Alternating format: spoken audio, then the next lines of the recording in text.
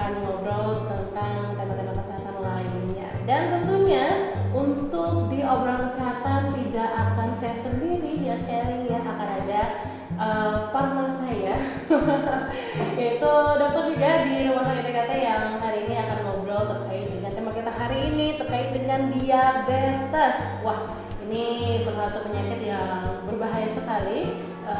Dan ini banyak sekali diperbincangkan, apalagi ini juga cukup banyak orang-orang yang share terkait dengan diabetes di sosial media. Nah, langsung aja kita akan ngobrol bersama dengan Dr. Bella, yaitu KCKM Dr. Bella Sagita Pratiwi yang udah ada di sebelah aku. Halo dokter. Halo. Gimana kabarnya, sehat? Alhamdulillah sehat. Sehat ya. Wah, memang ya dokter-dokter di DKT ini berseri-seri wajahnya ini ya.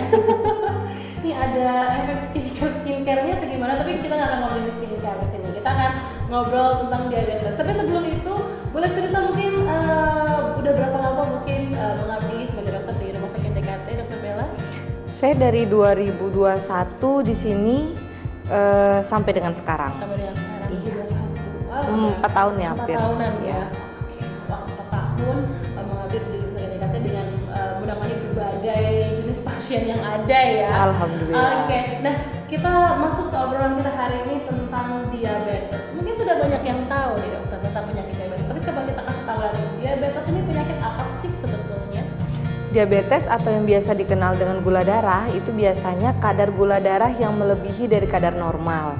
Jadi gula darah itu ada 2 waktu yang bisa diukur, gula darah puasa sama dengan sewaktu. Puasa itu dalam artian tidak konsumsi apapun kecuali air putih saja, atau misalnya kopi tanpa gula juga tidak masalah, teh misalnya tanpa gula juga tidak masalah selama 8 jam berturut-turut. Oke, gula darah puasa sama sewaktu ya? Iya. Oke, nah ini kalau untuk tes gula darah tadi biasanya kita sering lakukan, biasanya kalau di puskesmas ya, biasanya kalau Iya. kita masuk gula darah ditanya ini puasa nggak sebelumnya? Iya, benar. Atau mungkin kalau misalnya nggak bisa kita ceknya yang sewaktu ya. Iya. Nah, diabetes ini kan berhubungan dengan gula ya. Gula ini kan kalau di masyarakat commonnya ya seperti gula pasir, mungkin sesuatu yang manis-manis yang akhirnya dimakan mungkin secara banyak gitu ya dokter ya, sampai akhirnya gula darahnya jadi meningkat. Tapi kalau penyebab dari diabetes sendiri, apakah karena memang seperti yang aku tadi sebutkan makanan-makanan yang manis seperti itu, atau sebenarnya ada hal lain yang akhirnya memicu adanya diabetes di tubuh seseorang? Jadi sebenarnya banyak faktor untuk bisa seseorang itu terkena diabetes. Kalau misalnya itu anak kecil yang dari awal sudah kena diabetes, itu bisa jadi dari lahir kan. Namanya itu diabetes tipe 1. Atau kalau misalnya pada usia dewasa, itu biasa diabetes tipe 2. Atau kalau pada keadaan-keadaan tertentu ibu hamil, contohnya itu juga ada namanya diabetes gestasional. Jadi memang ada beberapa macam yang bisa dikategorikan diabetes. Nah, tapi saya pernah dengar juga ya, kalau misalnya diabetes ini bisa terjadi karena keturunan, itu benarkah? Iya, benar, sebenarnya keturunan itu faktor resiko. Jadi kalau kita memiliki orang tua atau paman atau bibi atau misalnya nenek, kakek, itu memang ada resiko dengan gula darah, itu memang kita beresiko lebih besar untuk terkena gula darah. Lebih karena habit sebenarnya. Habit biasa itu abis makan biasanya cemil-cemilan nih, makannya ciki-ciki, makannya kue-kue gitu, itu juga habit yang besar. Atau habit mager. Nah, untuk yang sekarang kan itu juga karena harus aktivitas. Oke, berarti terlepas dari seseorang ini seperti apa, berarti faktor resiko yang cukup besar dari keluarga akhirnya juga berpengaruh ya. Walaupun sebenarnya mau terkena ataupun tidak, walaupun resikonya besar, kembali lagi bagaimana tubuh kita mengelola makanan yang masuk ke tubuh ya, gimana kita pintar-pintar mengelola makanan yang akhirnya kita konsumsi setiap hari. Nah, tadi tentang resiko keturunan, karena ini lumayan banyak, akhirnya aku beberapa kali lihat di sosmed ada seseorang yang mungkin mengalami diabetes, akhirnya dia sharing gitu loh tentang kenapa dia kena diabetes, dan salah satunya adalah karena keturunan. Apakah resiko besar ya, kan keluarga akhirnya resikonya kayak berapa persen gitu ya bisa terkena ke resistennya. Nah, apakah resiko ini betul-betul bisa nanti kita tinggal nunggu waktunya aja, atau atau misalnya bisa benar-benar tidak terkena diabetes sama sekali atau gimana? Jadi faktor resiko itu ada dua, yang bisa diubah sama yang tidak bisa diubah.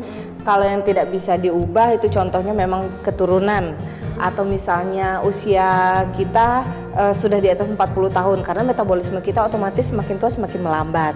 Nah, kalau yang bisa diubah misalnya kita obesitas ini, itu bisa kita ubah. Caranya menurunkan berat badan atau ternyata dipicu juga nih sama sekitar dengan lingkungan rokok, asap-asap yang tidak sehat. Itu kan bisa kita ubah sebenarnya. Oh, kita mau komit nih untuk tidak lagi merokok sama sekali, itu bisa kita ubah. Jadi memang ada beberapa hal yang bisa diubah sama yang tidak bisa diubah. Kalau hal selagi yang bisa diubah, tahu nih kita kurang aktivitas fisik, makannya juga belum benar, itu kan bisa kita ubah, jadi sebaiknya kita ubah. Oke, berarti memang ada ada faktor-faktor resiko akhirnya ya. Seperti keturunan tadi yang salah satunya tidak bisa diubah ya. Iya, Berarti benar. memang terlebih lagi kita juga melihat kondisi tubuh kita. Akhirnya ketika kita punya resiko lebih besar, kita coba untuk ya dikontrol lah ya apapun yang kita konsumsi akhirnya. Nah, untuk kita mendeteksi diabetes ini, gimana kita melihat gejala awal yang ada di tubuh kita, dokter? Gejalanya itu ada gejala klasik ya. Yang pertama biasanya itu lebih mudah mengantuk, terus lebih mudah haus, lebih mudah untuk lapar. Nah, itu gejala-gejala klasik. Atau ternyata ada penurunan berat badan yang drastis tapi sedang tidak diet ini, sedang tidak mengatur pola makan tapi kok berat badan tiba-tiba turun.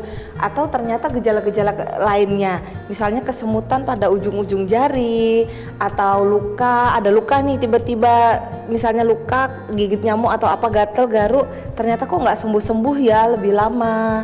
Terus gejala-gejala klasik lainnya tiba-tiba pandangan mata kabur, itu juga salah satu dari gejala diabetes atau kencing manis.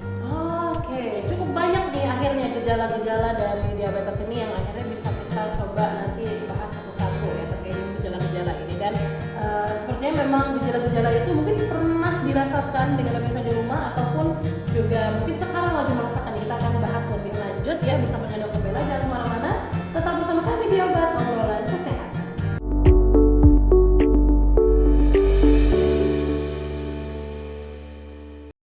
Pemirsa, masih di Obat Obrolan Kesehatan, dan tadi sebelum kita masuk ke segmen kali ini sempat membahas terkait dengan gejala ya tadi dokter ya, gejala diabetes yang sebenarnya bisa kita deteksi sendiri karena sehari-hari mungkin kita merasakan ya bagaimana perubahan di tubuh kita. Nah, mungkin mau sedikit breakdown satu-satu karena tadi ada beberapa gejala ya dokter ya. Seperti pertama tadi mudah mengantuk. Kenapa akhirnya mudah mengantuk ini jadi gejala diabetes? Bingung kan, biasanya ngantuk itu kan karena pengen tidur.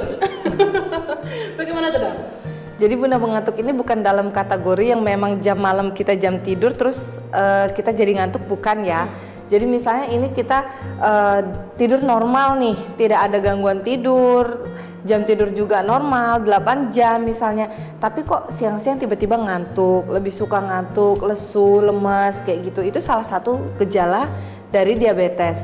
Jadi kan kalau kondisi diabetes itu gula darah kita itu yang banyak adalah gula darah yang beredar di luar sel. Sedangkan yang kita butuhkan aktivitas itu adalah kita butuh asupan, nutrisi, gula darah itu di dalam sel. Jadi ternyata itu banyak di luar, tidak banyak di dalam sel. Itu salah satu faktor yang bikin kita cepat ngantuk. Oke. Wah, ini berarti ternyata ketika mudah ngantuk itu ada gula yang beredar di luar sel seperti itu ya. Padahal Jadi tidak seharusnya masuk. Dia di dalam, iya ya? benar. Oke, karena berlebihan tadi ya? Iya benar. Oke. Nah, tadi setelah mengantuk ada dehidrasi. Dehidrasi Mudah ya? haus. Mudah haus, bukan dehidrasi ya? Iya. Oke, itu gimana kalau mudah haus ini? Apakah memang keinginan untuk minum itu lebih banyak dibanding biasanya atau minumnya bisa sampai banyak banget gitu? Iya benar. Jadi keinginan untuk minum itu lebih banyak. Udah minum nih, tapi kok masih haus lagi ya, setengah jam lagi udah minum nih, oh ternyata masih haus lagi. Itu sama faktornya. Jadi kalau gula itu banyak di luar, otomatis kan kalau kayak kita bikin minuman, semakin banyak gula semakin kental. Iya. Nah, jadi tubuh kita nih punya sinyal tersendiri. Oh, udah kental nih di dalam, jadi butuh air lebih banyak. Itu kenapa kita butuhnya untuk minum terus. Sama kayak kelaparan. Berarti sel kita ini, oh berarti aku kurang makan nih, kenapa selnya kok kurang di dalam sel, padahal gulanya banyak di luar. Itu. Jadi gejala-gejala itu adalah tanda-tandanya bahwa banyaknya gula darah yang beredar di luar sel. Jadi akhirnya otak nih memerintahkan tubuh kita untuk minum Iya, gitu bener. ya. Karena memang ternyata di dalamnya udah kebanyakan nih gula darahnya gitu. Oh, berbeda dengan dehidrasi berarti ya dokter? Beda. Kalau dehidrasi kan memang kondisi itu kekurangan cairan. Tapi kalau ini polifagi jatuhnya, iya cairannya udah cukup tapi dia kebanyakan asupan. Karena ini tadi sinyalnya yang dikirim itu, oh kurang minum, padahal udah banyak minumnya. Gitu. Akhirnya jadi lebih bahaya lagi kalau misalkan dia hausnya nggak minum air putih, malah minum dengan air yang lain-lain. Iya, kadar gulanya tinggi lebih bahaya lagi. Wah, ketika dalamnya gula darahnya udah tinggi, minum manis jadi lebih lagi iya, gitu loh. Padahal kita pengennya ya otak ini memerintahkan supaya berkurang gitu dengan minum air putih, tapi ternyata enggak ya. Iya. Menarik. Nah, tadi luka ini mungkin yang banyak juga orang tahu ya, luka yang mungkin lama sembuhnya ya. Itu kalau untuk luka yang pada umumnya bisa sembuh dalam berapa lama waktu, kalau untuk diabetes bisa berapa lama sembuhnya? Biasanya kalau pada orang diabetes itu luka paling umum di kaki ya. Nah, jadi salah satu anjuran juga nih, kalau ternyata kita sudah terkena diabetes, jangan lupa aktivitas apapun harus menggunakan alas kaki. Nah, karena kan kalau pada orang diabetes itu ujung-ujung saraf itu sudah tidak peka seperti orang kita yang sehat. Nanti kalau orang tua kan, oh mau jalan kaki nih, buka sendal di atas batu-batu, nggak sadar, padahal ternyata sudah ada diabetes. Nah, jadi waktu udah jalan kaki di atas batu-batu adalah batu yang tajam dikit, luka. Pada umumnya luka itu sembuh dalam 2 minggu. 1 minggu udah kering, 2 minggu udah hilang. Tapi kalau pada orang diabetes bisa sampai berbulan-bulan, atau ternyata lukanya cuma kecil, jadinya besar, busuk dan lebih parah lagi bisa diamputasi. Nah, itu sebenarnya yang pengen aku tanyain, karena soal luka ini kan juga akhirnya banyak berada di sosial media, orang-orang yang sharing tentang orang diabetes yang punya luka di kakinya. Apakah akhirnya bagian-bagian ujung syaraf ini ketika dia sudah diabetes akan mati seperti itu ujung-ujungnya atau gimana? Tergantung lagi. Kalau misalnya lukanya itu atau misalnya pada ujung jari aja, ujung jarinya itu ternyata masih ada rasanya nih, masih bisa diselamatin. Oh ternyata gangren biasa aja, masih bisa dibersihkan. Bagian atasnya masih ada jaringan yang bisa kita selamatkan. Itu tidak akan dipotong. Tapi kalau ternyata sudah busuk, sudah tidak ada yang bisa diselamatkan lagi, kalau kita pertahankan, justru tubuh kita yang terancam. Ini sumber infeksi. Sumber infeksi kita pertahankan, otomatis nanti tubuh bakal demam terus, bakal sakit terus. Jadi sebaiknya sumber infeksinya kita potong. Itulah beberapa kasus orang dengan diabetes, gula darah tidak terkontrol, ada yang sering kakinya diamputasi, ujung jarinya yang diamputasi gitu. Nah, kalaupun misalkan luka nih, misalnya dokter ya, misalnya lukanya sudah sembuh, tapi ternyata membekas, ada sedikit hitam-hitam mungkin di bagian lukanya. Apakah itu normal atau apakah itu juga bagian dari gejala penyakit ini? Sebenarnya kalau bagian dari gejala ini bisa jadi bagian dari gejala. Kalau misal perawatan luka itu kita lihat lagi lukanya besar, kecil atau sedang. Kalau ternyatanya lukanya besar, di atasnya ada hitam-hitam, itu normal jatuhnya, tapi dalam artian yang memang menutup luka kering. Kalau ternyata hitamnya itu kotoran, oh itu sebaiknya harus dibersihkan, dilihat lagi ada nanahnya atau tidak, itu kan sumber infeksi, ada kotoran lainnya atau tidak. Kalau memang membutuhkan penanganan lebih khusus, tidak bisa dibersihkan luka biasa, biasanya harus dibawa ke ruang operasi, karena nyerinya pasti sangat hebat. Oke. Nah, itu tadi yang tentang luka ya. Berarti kita udah 3 nih, udah mengantuk, mudah haus, sama luka. Nah, tadi sempat disampaikan juga penurunan berat badan secara drastis. Ini bagaimana? Apa yang terjadi di tubuh kita karena turun drastis ini? Jadi metabolisme di tubuh kita kan meningkat cepat kalau misalnya dalam keadaan itu ya. Jadi kita seperti haus terus, seperti ini karena seolah-olah sel itu tadi tidak ada gulanya di luar. Jadi sepertinya orang kelaparan. Nah, dia nutrisinya tidak bisa masuk ke dalam sel. Itu jadinya sepertinya kita tidak sehat. memang kondisinya tidak sehat, jadi memang berat badannya turun. Oh, oke. Berarti di tubuh itu karena ada satu hal yang mungkin tidak ada di dalamnya, kemudian otak merangsang kita untuk melakukan sesuatu seperti minum dan lain sebagainya. Akhirnya dalam kondisi itu berat badan jadi turun dan drastis, bahkan kita nggak sadar kalau kita ini berat badannya turun seperti itu ya. Oke, wah masih banyak sekali yang mungkin kita belum tahu dan akan kita kulik lebih banyak lagi tentang diabetes ini pemirsa. Jangan kemana-mana, tetap bersama kami di Obat Obrolan Kesehatan.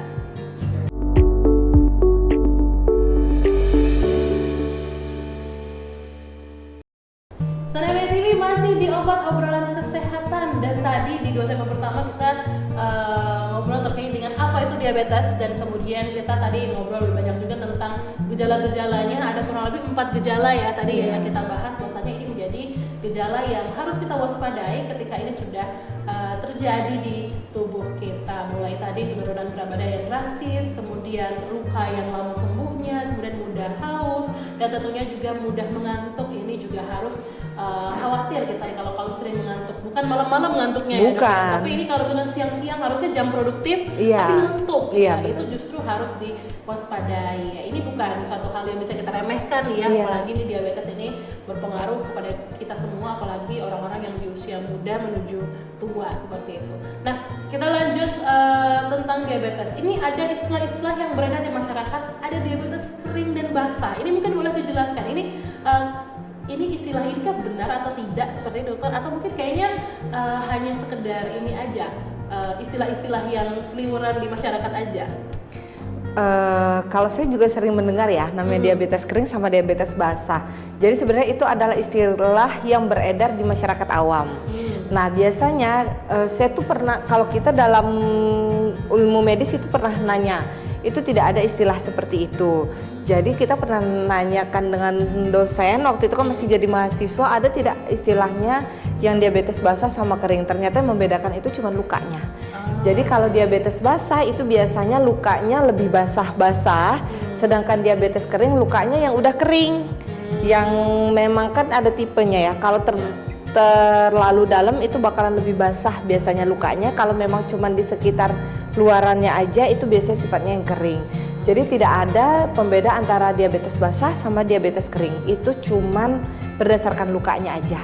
Oke, padahal luka itu adalah salah satu cara kita mendeteksi adanya diabetes ya. Iya benar. Nggak ada tuh yang namanya diabetes kering, diabetes basah, karena lumayan sering ini akhirnya diobrolin sama orang. Oh ini diabetes basah, ini diabetes kering gitu. Padahal ya tergantung lukanya ya. Kalau lukanya dalam agak sedikit lebih basah. Kemudian kalau lukanya tidak begitu dalam atau malah masih di bagian luarnya aja itu kering berarti ya. Oke, nah ini ngomong-ngomong tentang gula darah. Kadang kan gula darah ini kita bisa dicek ya. Bisa dicek, bisa cek sendiri ataupun bisa cek ke puskesmas mungkin kalau terdekat ya, kalau mungkin jauh kalau ke rumah sakit. Nah, ini kapan nih dokter waktu yang tepat untuk kita cek gula darah? Sebenarnya kalau misalnya kita tidak punya gejala, itu kita bisa cek secara berkala itu 3 bulan sekali. Tapi kalau misalnya kita punya alatnya sendiri, ada kan sekarang GDS stick ya, yang bisa pakai pen sendiri, ditusuk di ujung jari dan periksa di situ kolesterol, asam urat, sama gula darah, itu juga bisa kita lakukan. Kalau misalnya kita tidak ada faktor resiko nih, oh mau sebulan sekali juga boleh. Tapi kalau ternyata kita punya faktor resiko, oh ternyata ibu saya diabetes, bapak saya diabetes, itu boleh kita ngeceknya lebih rapat lagi, jaraknya 2 minggu sekali juga tidak masalah, sesuai dengan kemampuan. Kalau misalnya mau cek di puskesmas juga silahkan, di vaskes tingkat pertama itu boleh per 3 bulan. Atau kalau memang yang sudah memiliki diabetes, di vaskes tingkat pertama itu juga bisa mengecek namanya itu kadar HbA1c. Itu adalah kadar gula darah dalam tubuh yang terekam kurang lebih 3 bulan terakhir, dan itu gratis setiap 6 bulan. Oh setiap 6 bulan? Iya. Ya, oke, berarti memang ada jangka waktu yang sebenarnya bisa kita lakukan, terlebih lagi mengingat beresiko atau tidaknya ya. Iya. Gitu ya. Kalau misalkan ya kurang lebih kalau misalkan dirasa tidak ada gejala bisa cek sebulan sekali atau 3 bulan sekali, atau kalau punya gejala atau mungkin yang beresiko tadi bisa cek 2 minggu sekali. Boleh. Ya, dokter ya. Nah ini tadi kalau untuk gula darah tadi ya bisa dicek, karena kan itu baik lagi ke alat yang kita gunakan untuk ngecek ya. Tapi kalau untuk kita menjaga atau mengontrol diri secara konsumsi makanan ataupun minuman yang masuk ke dalam tubuh, apa-apa saja saja yang harus kita kurangi, apa-apa aja yang harus kita masukkan ke tubuh kita akhirnya untuk konsumsi yang lebih baik? Prinsipnya itu input sama output harus seimbang. Nah, tapi kita harus kenali nih, oh ternyata badan kita udah cukup nih ideal misalnya. Kalau ideal berarti kan kita jaga keseimbangan masuk dan keluar, tapi kita harus perhatikan komposisinya.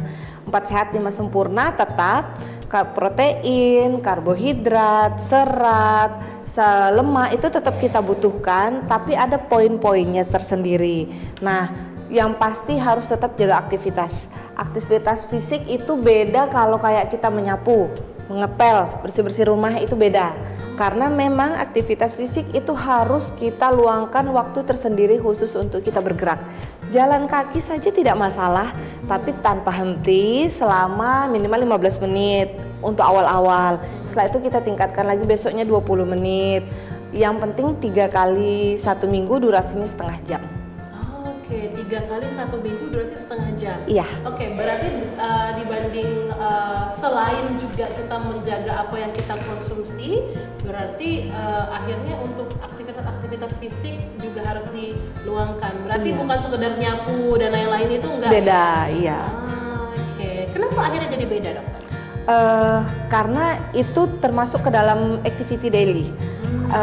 Kegiatan sehari-hari yang memang sering kita lakukan. Kalau kayak menyapu, mengepel, beres-beres capek memang, tapi keluar keringat oke. Tapi beda bukan termasuk dalam aktivitas fisik. Aktivitas fisik boleh kita lari, boleh silahkan. Kalau mau jalan kaki boleh silahkan. Atau ternyata kalau kayak orang di kota-kota besar sekarang kan menggalakkan jalan kaki. Jadi kalau capek jalan kaki nggak mau di lapangan, silakan jalan kaki di mall, pakai sepatu olahraga atau sepatu yang nyaman, jalan di kaki tanpa berhenti selama 30 menit. Oke, keliling-keliling aja itu ya? Iya boleh, kayaknya kan di Bengkulu dari BIM dari ujung ke ujung cukup lah ya. Lumayan refreshing kan, kita cuci mata. Iya, tapi jangan berhenti. Betul, jangan berhenti beli telur gulung, jangan. Ini kebiasaannya kayak begitu dong. Ada makanan enak berhenti. Nah, aktivitas fisik juga harus dijaga. Kemudian juga tetap harus bekerja seperti biasanya. Nah, biasanya kalau anak muda zaman sekarang lebih rentan terkena depresi juga dan lain sebagainya. Apakah depresi dan lain-lain ini juga jadi salah satu pemicu akhirnya mungkin mereka depresi sukanya makan manis gitu? Itu salah satu juga faktor resiko dari untuk diabetes, yaitu kelola stres. Jadi semakin tinggi tingkat stres seseorang, sama semakin tinggi juga nih tubuh kita itu sepertinya memberikan sinyal, oh ini sedang tidak baik-baik saja. Jadi memang kalau kita faktor stres juga tinggi, resiko untuk terkena diabetes juga lebih tinggi. Oke, ini teman-teman kantor saya harus melihat tayangan ini ya, supaya bisa mengelola stres setelah ini. Lebih tingkat tinggi ya berarti? Iya, lebih tingkat tinggi. Ini harus khawatir ya teman-teman di kantor saya ini. Nah, mungkin terakhir tips menjaga kesehatan dari Dr. Bella untuk bisa dilepas, silahkan.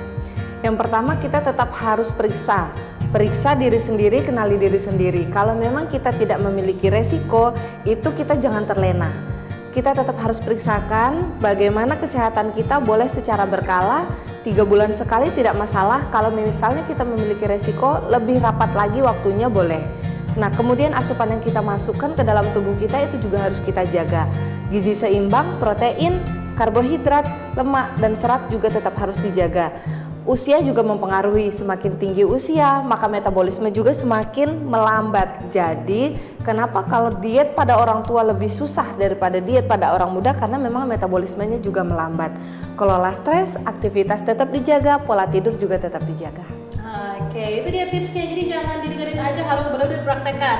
Karena kalau tidak mulai dari sekarang untuk hidup sehat, kapan lagi ya? Bener. Jangan tunggu sakit baru mulai hidup sehat. Jadi mulai dari sekarang dicoba, diterapkan untuk diri sendiri. Kalau misalkan belum bisa terpenuhnya, bisa dicoba pelan-pelan ya dok ya. Iya.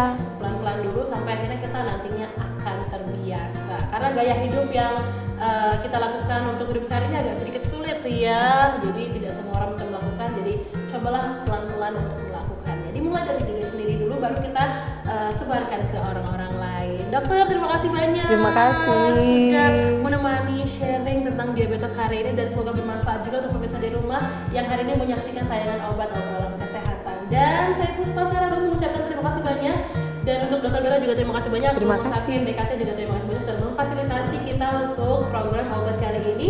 Saya Puspa sekarang mewakili kami bertugas mengucapkan terima kasih.